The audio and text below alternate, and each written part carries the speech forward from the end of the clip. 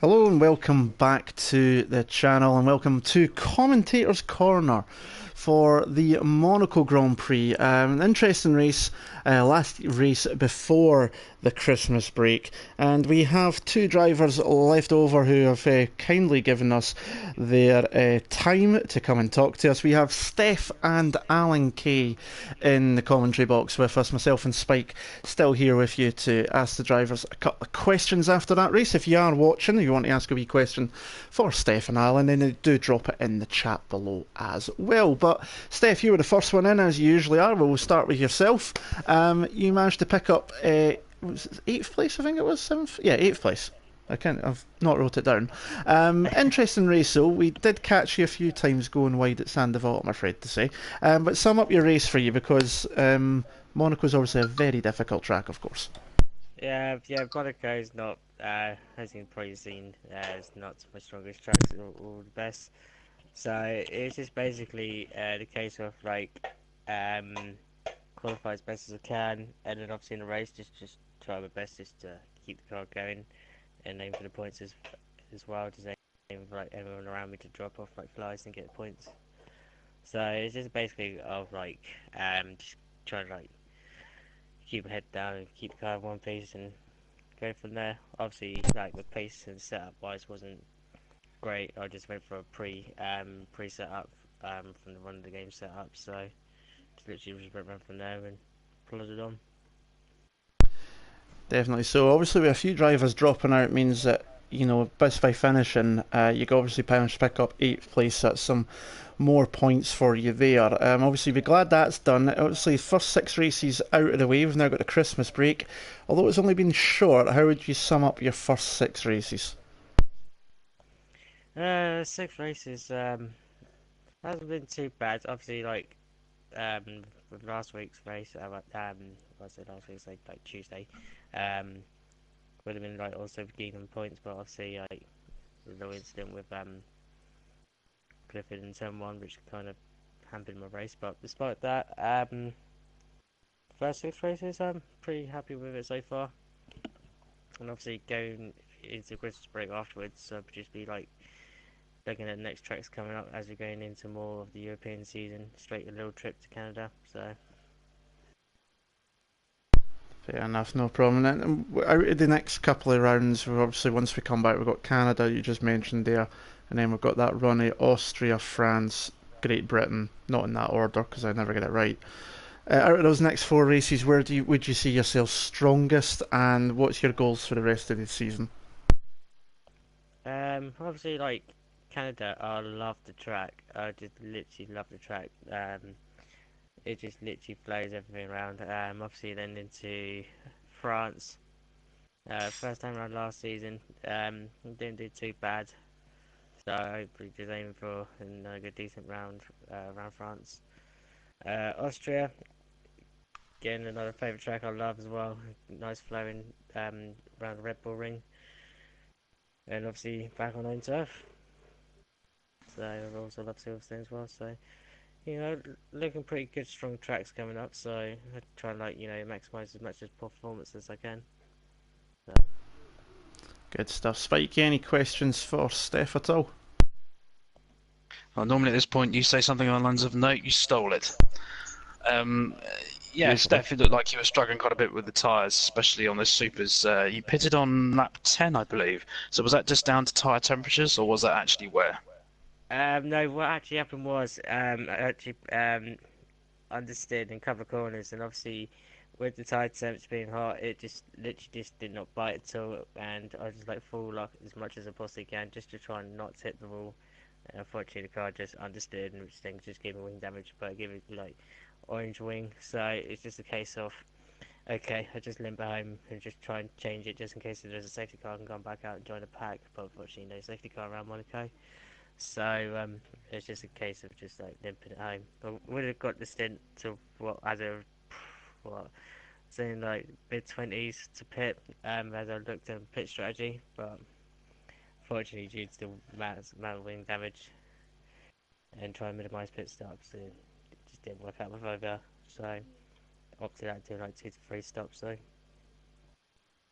Yeah, so it's how long? So obviously you came into the pits and then put obviously nice new fresh front wing on, and you had ultra soft tire as well. So how long did they last until they started to overheat for you? Probably say 7, 8 laps.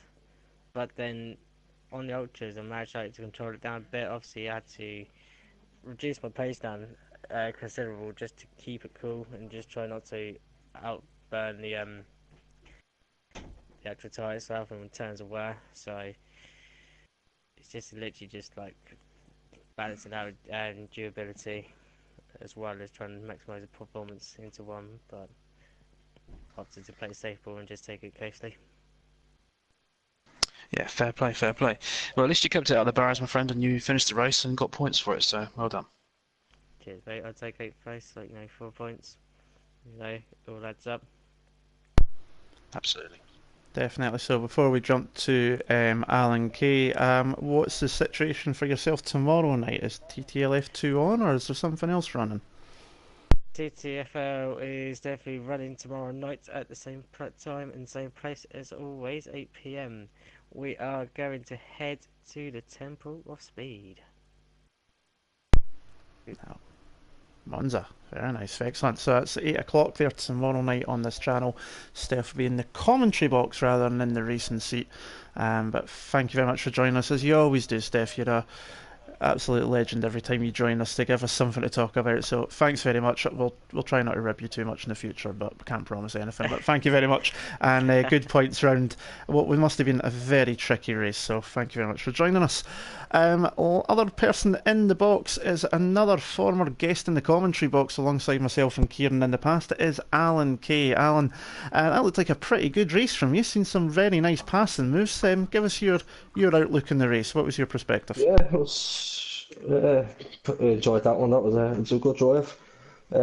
Just early in the race, I was stuck behind Steph a little bit. He was struggling on his tyres. He was kind of sliding around and hitting a few walls here and there. So I was kind of just sit behind him and pick me point. And seeing the chance down into, I was queer coming down towards the casino hairpin. Seeing me chance to throw it down the inside and held it around, gave Steph the space to the outside, and he dropped back in behind me then for the hairpin.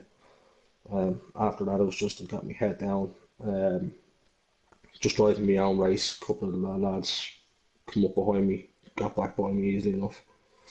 Um, Lloyd, he came up behind me then, he was stuck behind me for about 6 or 8 laps on me first stint, which was, I knew if I could keep him behind me, it was a good chance of fighting with him at the end of the race because he was two stopping the race. So I knew once I kept him behind me, there was a good chance. And then obviously with Mays being stuck behind Steffi, I held up behind Steph after me, so I pulled away from Mays. So I kind of had a little clear gap then after my pit stop just to keep me concentration, keep me head down. And then Lloydie came back into, I think, about 12, 13 laps in the end.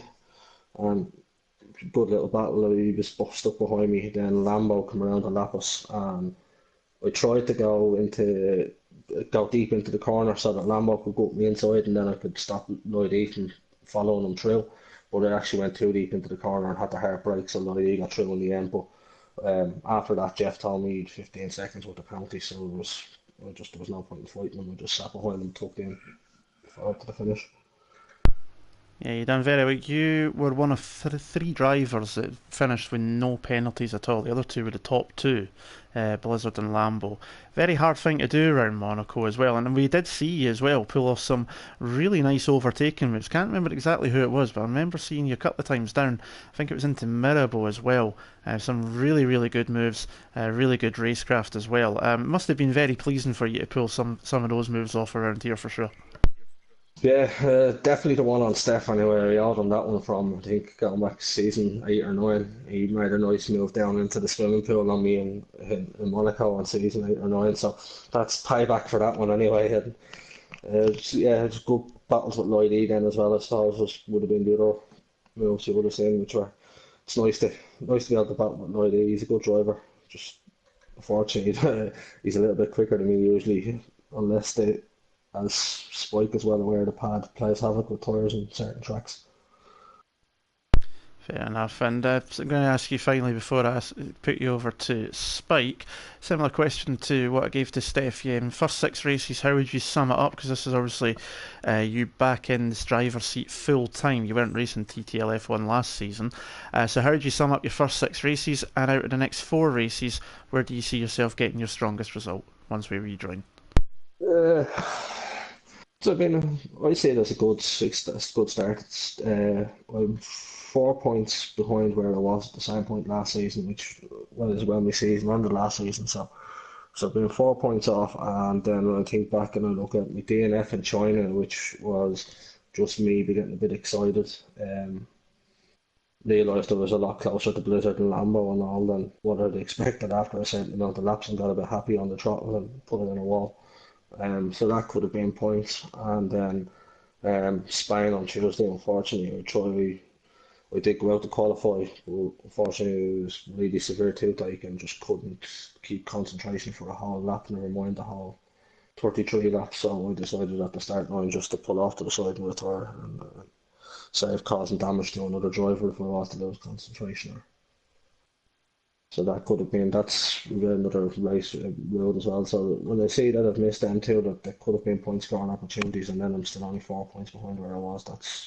I'm happy with that start. And to answer your question, going forward, best chance of points maybe France, Austria, between one of them two. I really like both of them tracks.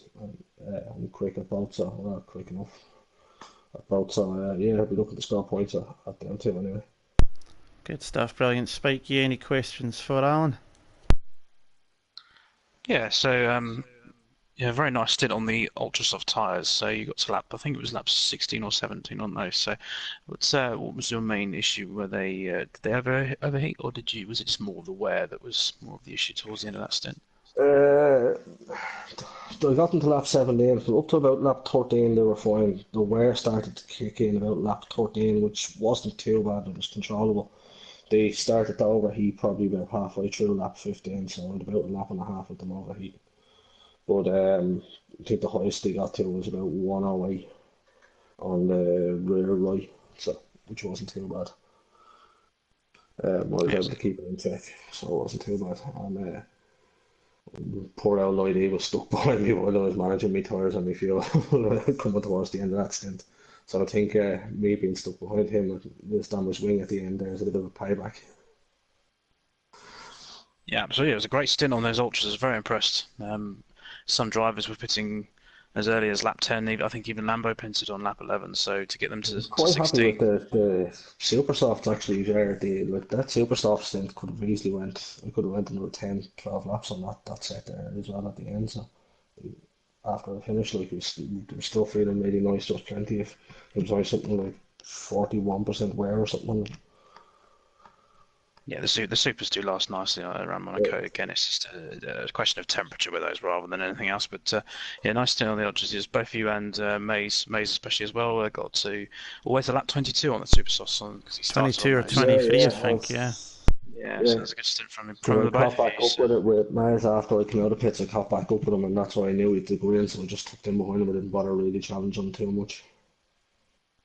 Absolutely. And did you nick your front wing at any point, or did you manage to do the whole race No, without actually damaging your front no wing? damage. That's one thing that has pleased me about tonight most. No penalties, no damage, no wing change.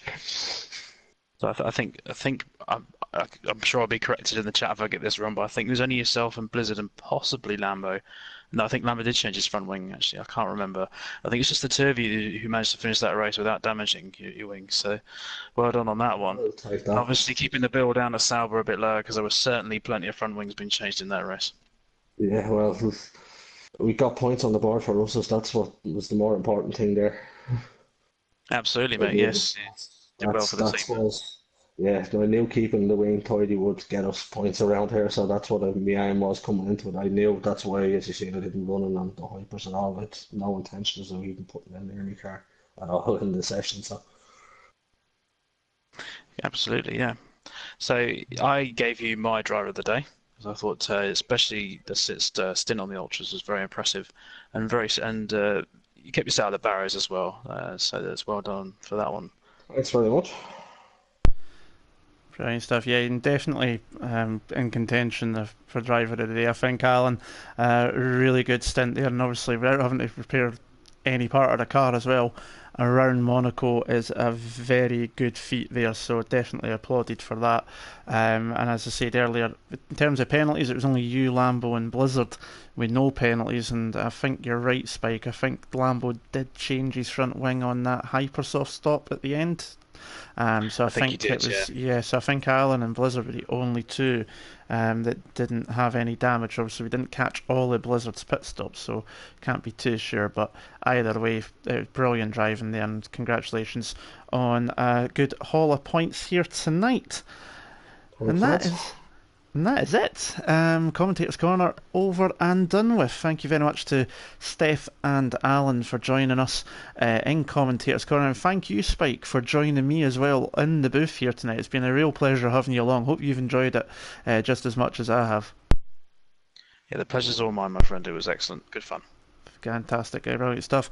As Steph mentioned, obviously, tomorrow night, 8 o'clock, TTFL is on the channel, going to Monza, the Temple of Speed for the Italian Grand Prix.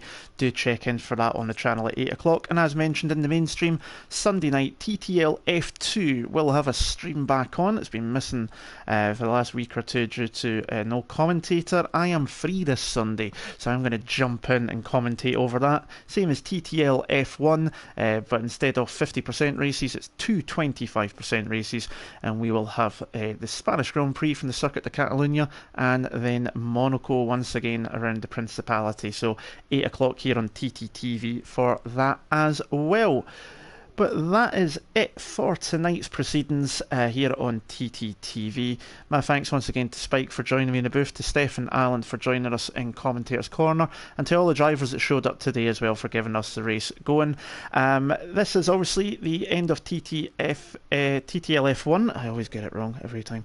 Before Christmas and New Year, so we'll be back in the new year, and that will be, I think we're back on the 1st of January possibly, but if not, it will certainly be on the 3rd of January, so keep an eye out for that. But thank you very much for watching and for all the support to everybody that's been here this year towards TTTV.